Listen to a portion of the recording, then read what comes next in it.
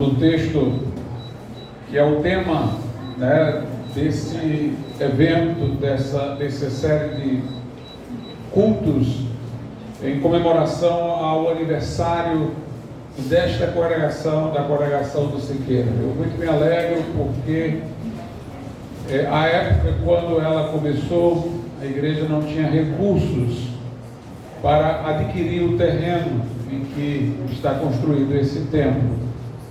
Mas eu tinha, e comprei o terreno para a igreja. Eu louvo a Deus hoje poder estar aqui, ver irmãos, ver tudo isso construído e saber que não foi em vão, né, mas foi frutífero, né, o que eu senti no coração de fazer naquele momento. Nós louvamos a Deus por isso. Isaías capítulo 55, nós vamos ler a partir do versículo de número 6. Isaías 55, a partir do verso de número 6 até o versículo de número 11.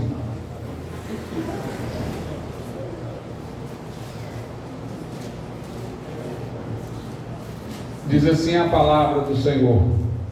Eu vou ler do 6, que é o do tema, até o versículo 11. Buscai ao Senhor enquanto se pode achar, invocai-o enquanto está perto. Deixe o ímpio o seu caminho e o homem maligno os seus pensamentos, e se converta ao Senhor, e se compadecerá dele. Torne para o nosso Deus, porque grandioso é em perdoar.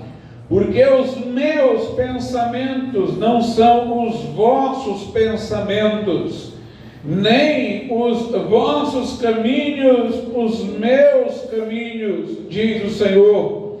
Porque assim como os céus são mais altos do que a terra, assim são os meus caminhos mais altos do que os vossos caminhos, e os meus pensamentos mais altos do que os vossos pensamentos. Porque assim como desce a chuva e a neve dos céus, e para lá não tornam, mas regam a terra, e a fazem produzir e brotar, e dar semente ao semeador e pão ao que come, assim será a minha palavra que sair da minha boca. Ela não voltará para mim vazia, antes fará o que me apraz, e prosperará naquilo para que a enviei. Podeis aceitar.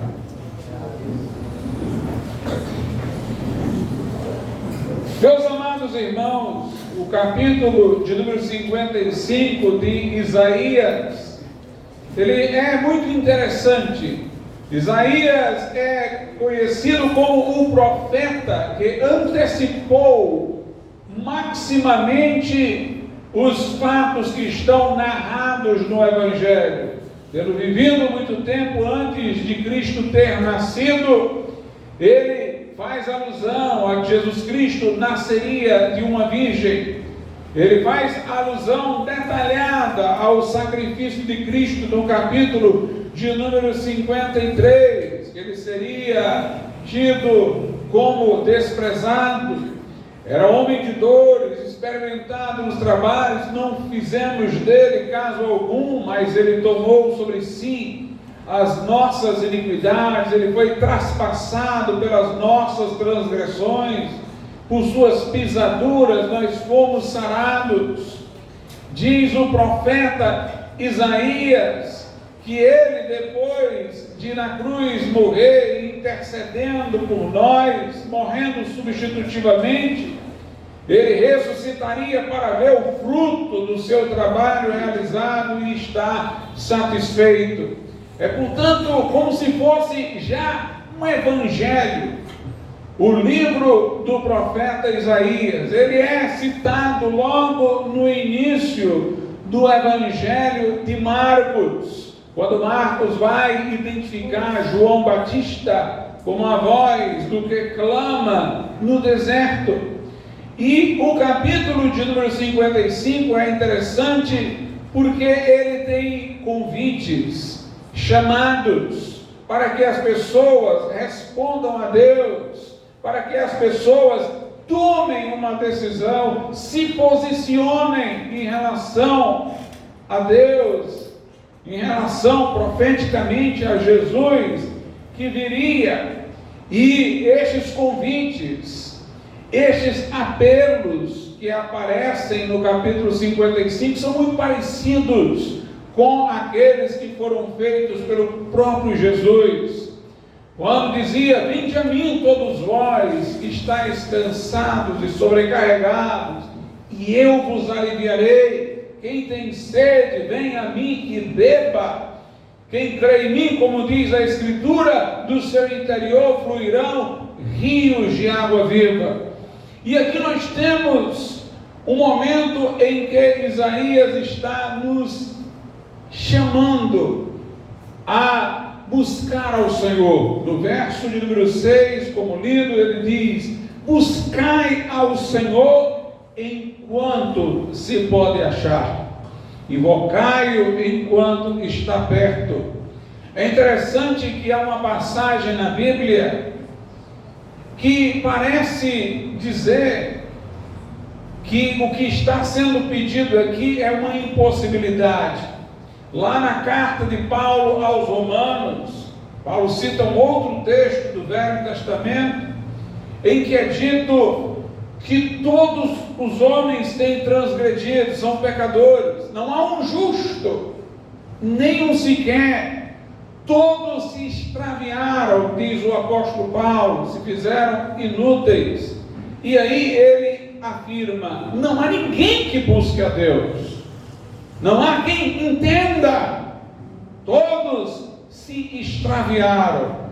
A parte que diz não há um justo, nenhum sequer, está vinculada a outra em que Paulo diz que todos pecaram e destituídos estão da glória de Deus. Não parece uma coisa incrível de se reconhecer? Qualquer pessoa honesta admitirá ter transgressões em sua vida, admitirá estar endividada com Deus. Basta pegar um resumo da lei, os 10 mandamentos, que não contém tudo que Deus ordenou, mas tem um resumo para a pessoa examinar aqueles mandamentos e ver que tem transgredido. Senão, alguns por obras e outros por obras, os que não transgrediu por obras, por pensamentos. Mas o fato é que parece inafastável a conclusão do apóstolo de que todos pecaram, de que não há um justo, nenhum sequer. Mas parece-nos estranho quando ele diz: não há ninguém que busque a Deus, não há ninguém que entenda, todos se extraviaram e se fizeram inúteis.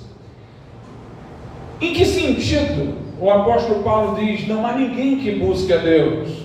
Porque aparentemente os homens são religiosos, e nós não estamos falando apenas dos homens da nossa geração, mas de séculos passados, de culturas bem primitivas.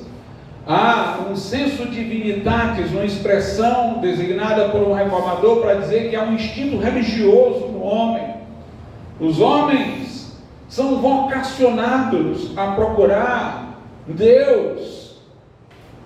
Por isso há tantas religiões no mundo e tantos deuses, muitos dos quais, aliás, com exceção do Deus verdadeiro, todos são falsos. Então, como Paulo diz, não há ninguém que busque a Deus. Ele quer dizer que não há ninguém que naturalmente busque o Deus verdadeiro. As pessoas, porque são naturalmente religiosas, todos são possuidores de um instinto religioso, elas procuram uma divindade, mas elas procuram uma divindade inventada por sua própria imaginação. Elas procuram uma divindade concebida conforme os seus desejos, para atender os seus caprichos, para atender às suas especulações. E o que nós temos é o homem sendo uma fábrica de ídolos. Na verdade, os homens, eles são idólatras. Eles não buscam a Deus, eles buscam ídolos. Eles buscam deuses de sua própria criação, imaginação, concepção, mas eles não buscam o Deus verdadeiro. Por isso que a Bíblia às vezes fala do homem caído, pecador, como perdido. Perdido é alguém que está num labirinto, sem saída, que não encontra o caminho de volta. O homem está procurando pelo caminho errado, está procurando a divindade errada. Em relação ao Deus verdadeiro, de fato, não há ninguém que busque a Deus. Naturalmente, espontaneamente, não. O homem pecador inventa deuses e os procura, deuses que não existem, que são de sua própria imaginação. Por isso que a Escritura diz, casadamente, não há ninguém que busque a Deus, não há quem entenda. Note, o problema começa no entendimento. O homem não tem o entendimento sobre o Deus verdadeiro para procurá-lo. O homem não tem naturalmente o entendimento da vontade de Deus para se colocar dentro dela. Por isso a Bíblia Sagrada fala-nos que o Deus verdadeiro se auto-revelou. Nós não podemos chegar às concepções corretas sobre Deus e seu plano para nos salvar por nossa própria mente. O nosso entendimento não chega lá, mas Deus chega ao nosso entendimento.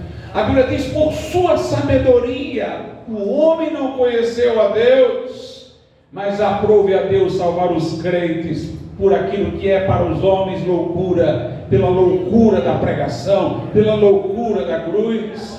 O que Deus revela não é exatamente o que os homens procuram. A Bíblia diz, os judeus pedem sinal, os gregos pedem sabedoria, mas nós pregamos a Cristo crucificado, escândalo para os judeus, loucura para os gregos. Sem esta palavra nós não teríamos entendimento. Quando a Bíblia diz não há ninguém que entenda, quer dizer por si mesmo, por sua própria sabedoria. O homem não vai compreender o Deus verdadeiro e o seu plano, mas o Deus verdadeiro tomou a iniciativa e se revelou através dos profetas, através dos apóstolos, através do que está contido nesta Escritura. Ninguém poderia crer corretamente no Deus verdadeiro sem a Bíblia. A fé vem pelo ouvir e o ouvir a palavra de Deus. Jesus disse, examinai as Escrituras, porque julgais ter nelas a vida eterna, e são elas que de mim testificam.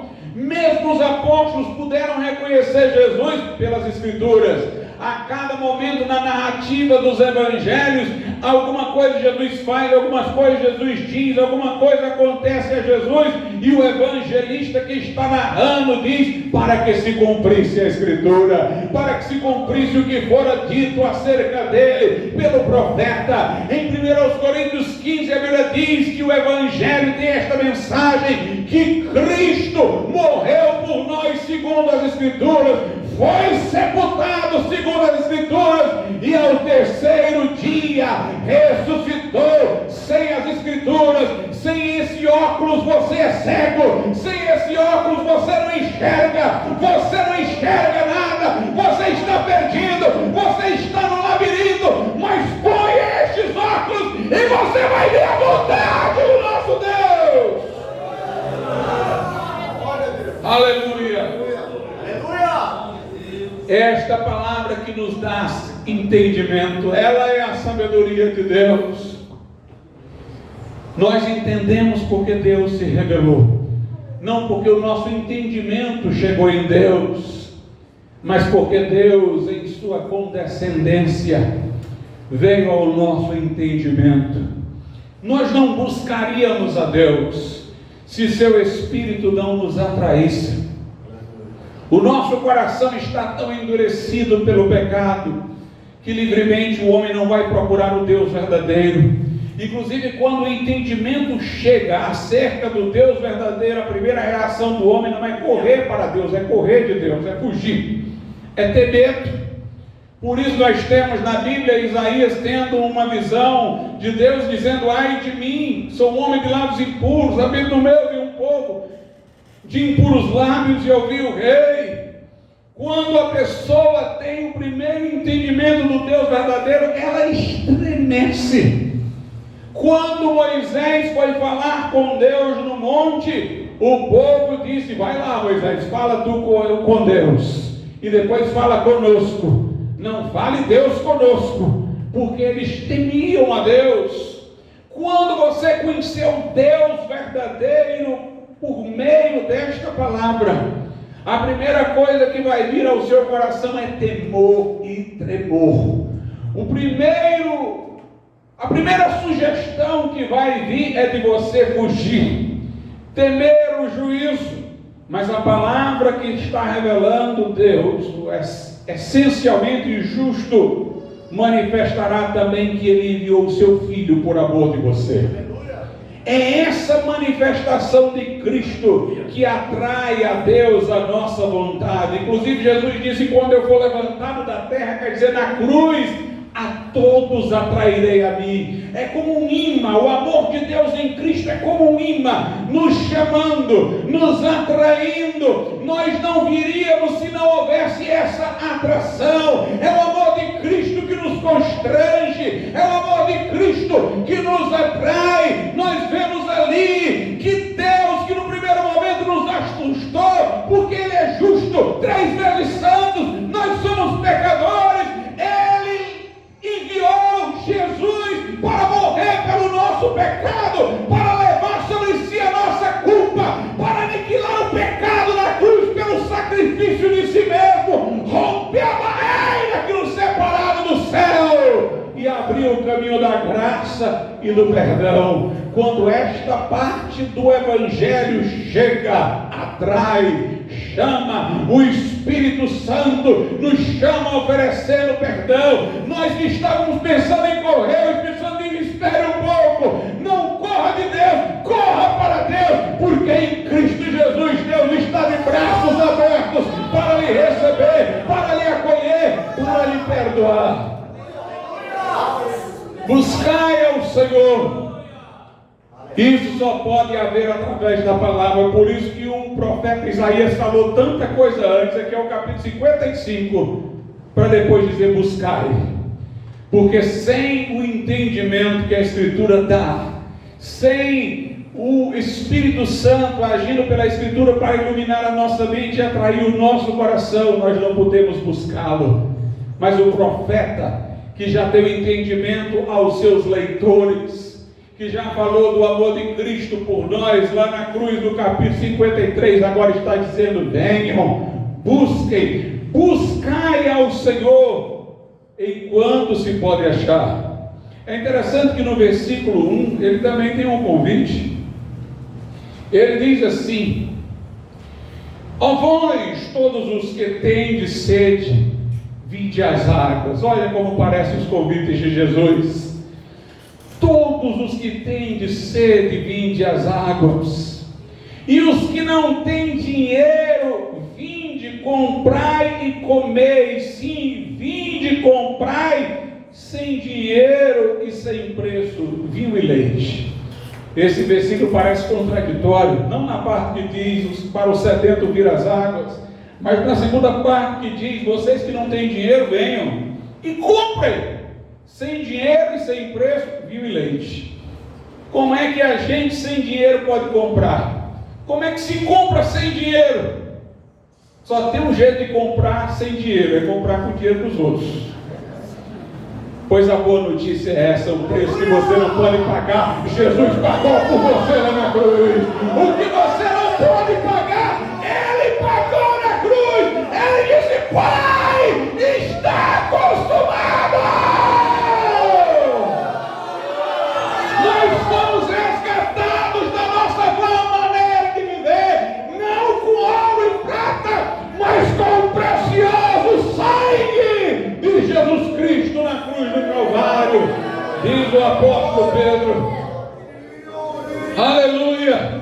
O verso 2 diz: por que gastais o dinheiro naquilo que não é bom? Ou seja, por que investir a sua vida, o seu caminho, numa direção sem resultado, sem fruto? Há caminho que ao homem parece direito, o fim dele é caminho de morte. Por que gastar dinheiro, gastar esforço naquilo que não pode satisfazer? Diz aí, por que gastar o dinheiro naquilo que não é pão e o produto do vosso trabalho, naquilo que não pode satisfazer? Ouvi-me atentamente, a linguagem é simbólica, ele compara água e alimento com a salvação. Ouvi-me atentamente e comei o que é bom, e a vossa gordura, e a vossa alma se deleite com a gordura.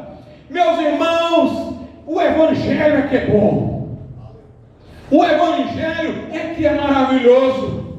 Por que investir a vida naquilo que não tem fruto e resultado, quando você pode ter a abundância da graça?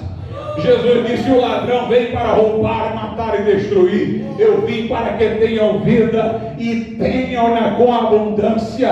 Jesus disse: quem crê em mim, do seu interior fluirão rios de água viva. Jesus disse: deixo-vos a minha paz vos dou, não vos a dou como o mundo a dá. A paz do mundo é circunstancial, momentânea, depende de um conjunto de fatores que estão toda hora mudando, mas a paz de Cristo é permanente. Ele disse: não se turbe o vosso coração e nem se atemorizem. Aleluia. Louvado seja Deus. Com Jesus, irmãos, nós temos aquilo que vale a pena. Quem tem o Filho de Deus tem a vida. Quem não tem o Filho de Deus não tem a vida. Tem gente que pensa assim: na igreja dos crentes, proíbe os crentes de fazer isso, fazer aquilo, porque quando eles entram na igreja, deixam de ir às festas, deixam de beber, deixam de fumar, deixam de ver revista pornográfica, lá é cheio de proibições. Esse é um pensamento errado. Na verdade, aquilo que você está procurando nessas coisas sem nunca encontrar de verdade, nós encontramos em Cristo o que é verdadeiro, o que é real. O crente, meus irmãos, está completo em Cristo, por isso ele não precisa da bebida para esquecer os seus dissabores. Ele leva tudo a Cristo em oração. Ele não precisa do fumo para lhe distrair, porque agora ele tem uma boca para cantar louvores a Deus. Ele não precisa de revista pornográfica para ficar olhando cenas inadequadas, porque ele olha para a Bíblia e vê o céu.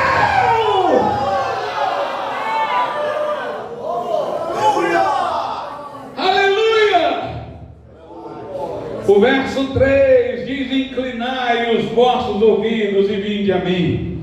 Ouvi e a vossa alma viverá, porque convosco farei uma aliança perpétua, dando-vos as firmes beneficências de Davi. Quando ele diz inclinai os vossos ouvidos, isso tem dois sentidos. Primeiro, inclinar o ouvido tem o sentido de dar atenção. Quando você faz os ouvidos mais atentos. Mas inclinar também indica reverência. Ouça isso com reverência. Inclinai os vossos ouvidos e vinde a mim. Ouça com atenção, ouça com reverência e responda ao chamado. E vinde a mim. Ouvir aqui já não tem o sentido de meramente ouvir passivamente. Ouvir quer dizer dar crédito. Ouvir no sentido de um ouvir ativo. Você recebeu o que ouviu. Ouvir e a vossa alma viverá. O teu corpo pode viver e tua alma está morta. Você pode ter a vida física, mas está nulo espiritualmente. Mas dê crédito ao chamado de Deus, e o que está dentro de ti, morto, vai viver. E aqui diz que Deus vai nos dar as firmes beneficências de Davi. O que Deus prometeu a Davi? Deus prometeu a Davi que nunca faltaria um sucessor dele no trono, que a aliança de Deus com a casa de Davi quanto a isso era perpétua.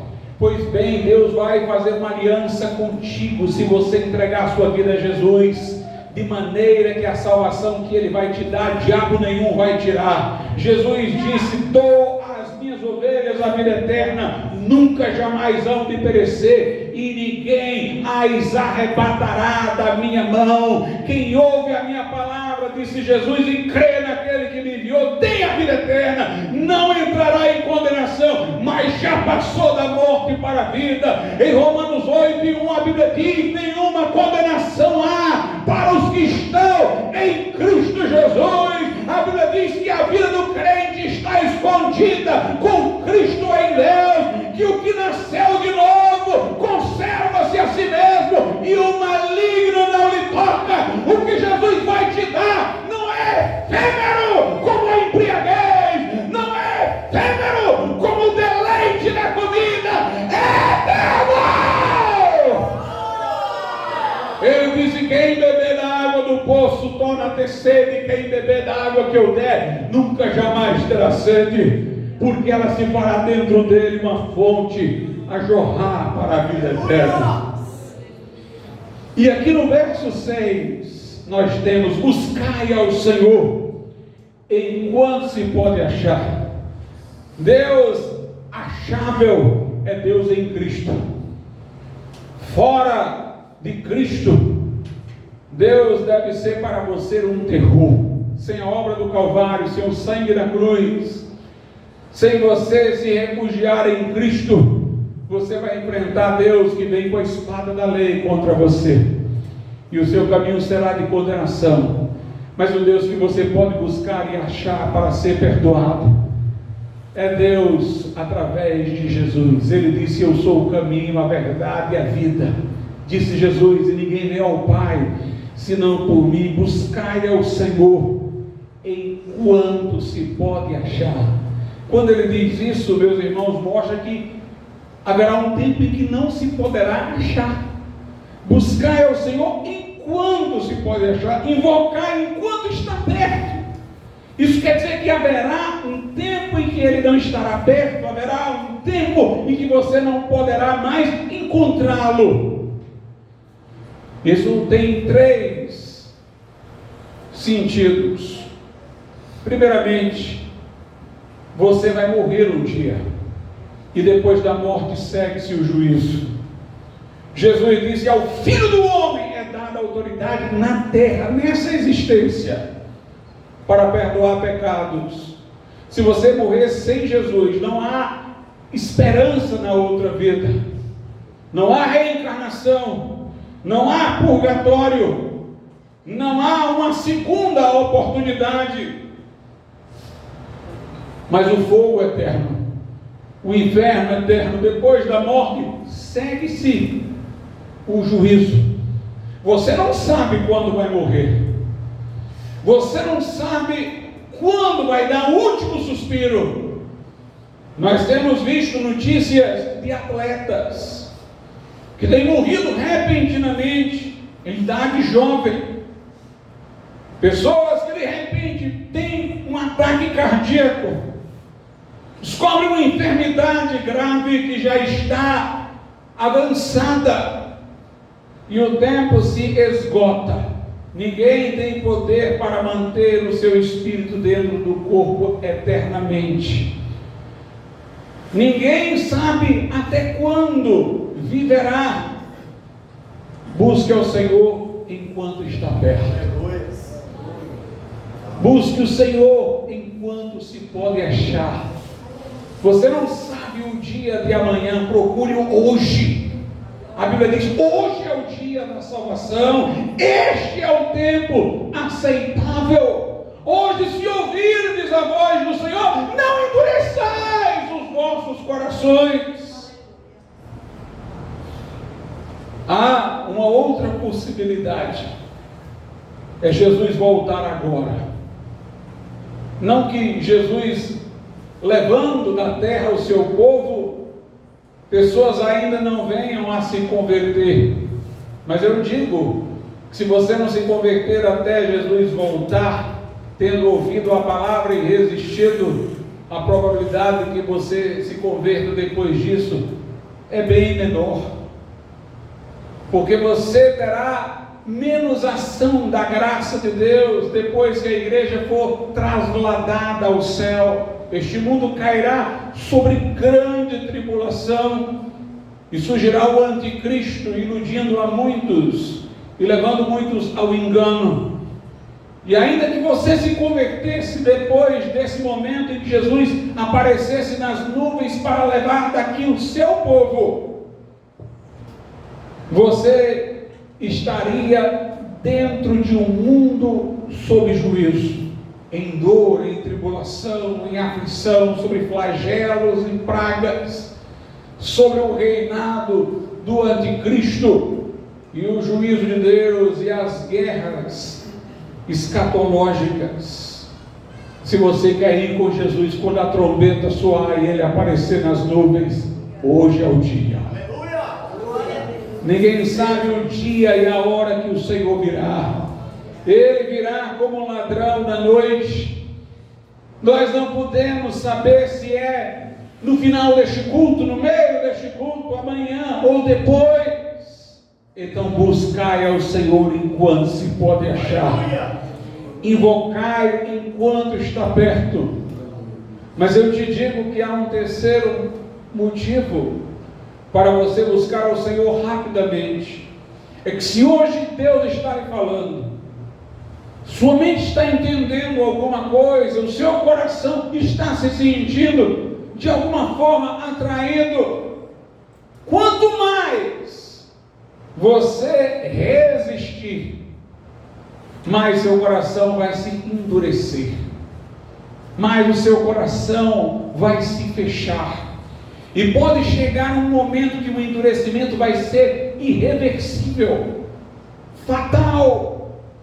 Há pessoas, irmãos, que ouviram, que tiveram vontade, que entenderam em dado momento, mas rejeitaram. Elas não entendem que quando isso aconteceu, era o Espírito Santo iluminando a mente delas, era o Espírito Santo falando ao coração delas. Mas se você resistir, o Espírito de Deus poderá deixar de influenciar a sua vida e se afastar. E você vai cavar no coração aquele desejo que um dia teve e não vai encontrar lá. Como alguém que cava um poço e não encontra água. Você vai procurar entender. E sua mente já não mais tem a iluminação para compreender. Não brinque com a sua salvação. A Bíblia diz que o Espírito de Deus não contenderá para sempre com o homem. Não resista até o seu coração ficar totalmente endurecido. As pessoas que usam drogas, elas terminam usando mais drogas e mais, porque as drogas vão perdendo o efeito.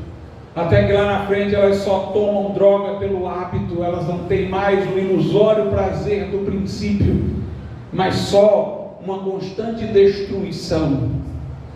Pois aqueles que resistem ao Espírito Santo, resistem ao chamado de Deus, eles vão se endurecendo, eles vão se afastando de Deus a cada oportunidade que não abriram o seu coração, até ficarem tão distantes que eles não escutam mais a voz de Deus.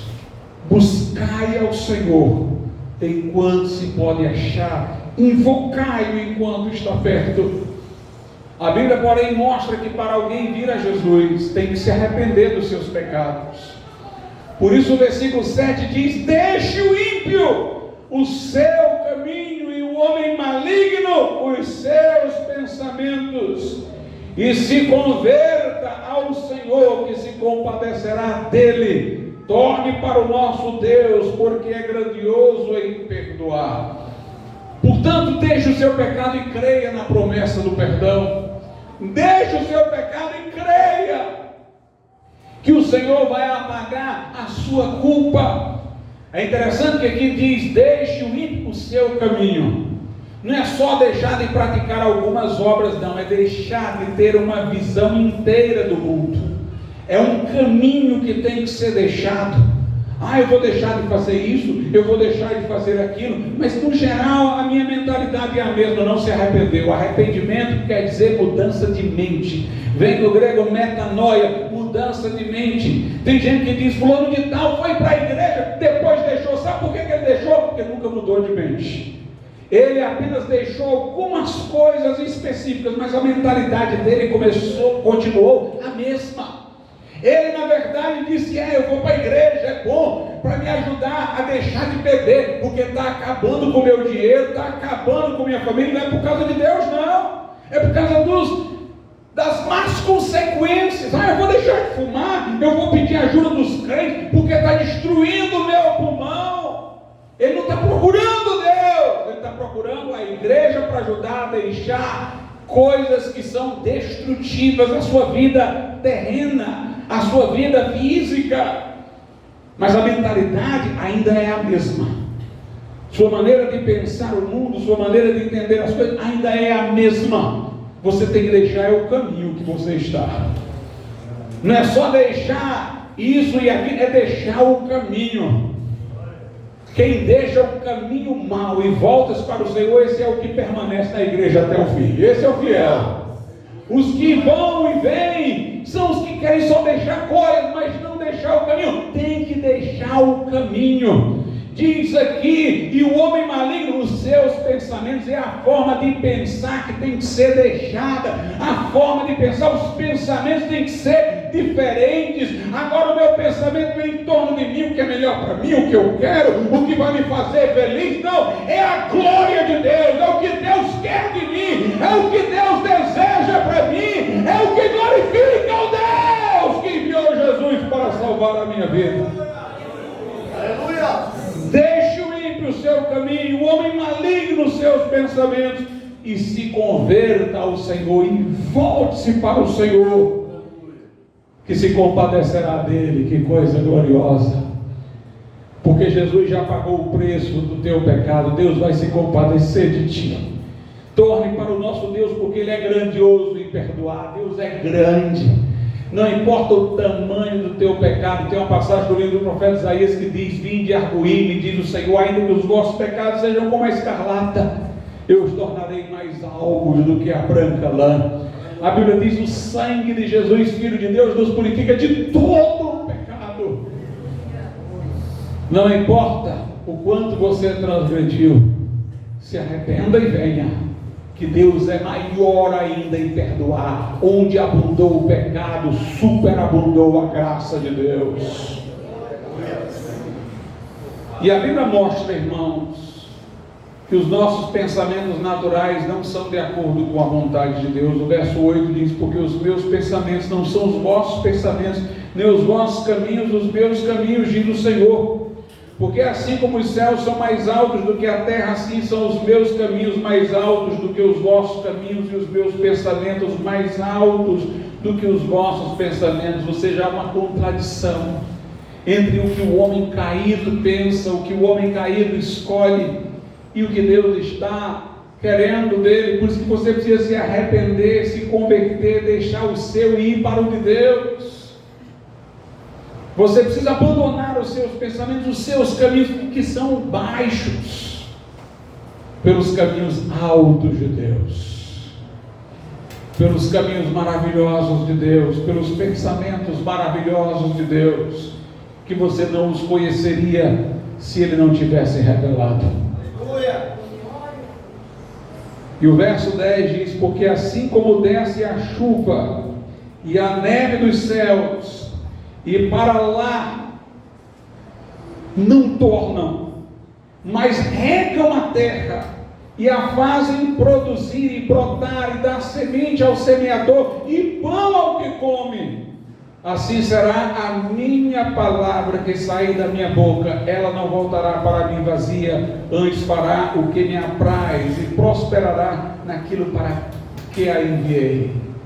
O que Deus está dizendo é o seguinte: olha, eu disse para você deixar o seu caminho, eu disse para você voltar-se para mim, eu vou lhe perdoar, e eu quero dizer uma coisa: se eu estou dizendo isso, minha palavra vai cumprir-se, porque minha palavra não é enviada inutilmente. Assim como a chuva cai, ela umedece a terra, e a terra dá o seu fruto, assim também a minha palavra não voltará para mim vazia, ela cumprirá aquilo para o que foi enviada. Se Deus está enviando a palavra para perdão, ela vai perdoar. Se Deus está enviando a palavra para salvação, ela vai salvar.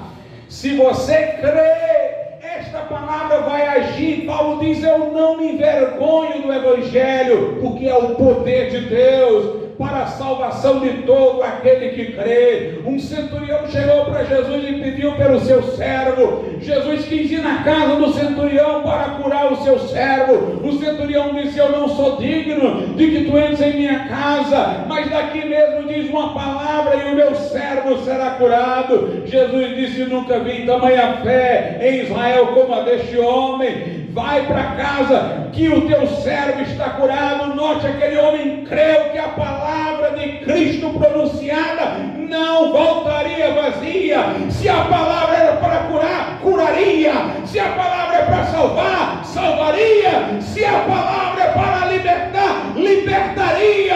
E quando um dia o nosso corpo ressuscitar, também vai ser assim. O mesmo Senhor descerá do céu com alarido, voz de arcanjo, ao som da trombeta de Deus. Essa palavra alarido quer dizer palavra de ordem. Ele vem com a palavra de ordem. Os mortos em Cristo, os crentes, ressuscitarão primeiro. Jesus disse diante do túmulo de Lázaro: Lázaro, sai!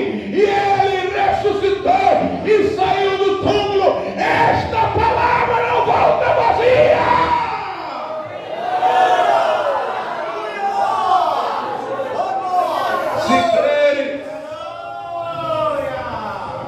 Se creres, verás a glória de Deus. Se creres, verás a glória de Deus. Nessa noite, você tem a oportunidade. Você pode vir a Cristo. Você pode entregar a vida a Jesus. Ele ainda está perto. Você ainda o pode achar. Hoje mesmo, responda ao chamado, e a palavra enviada vai salvar a tua alma. Vamos ficar de pé.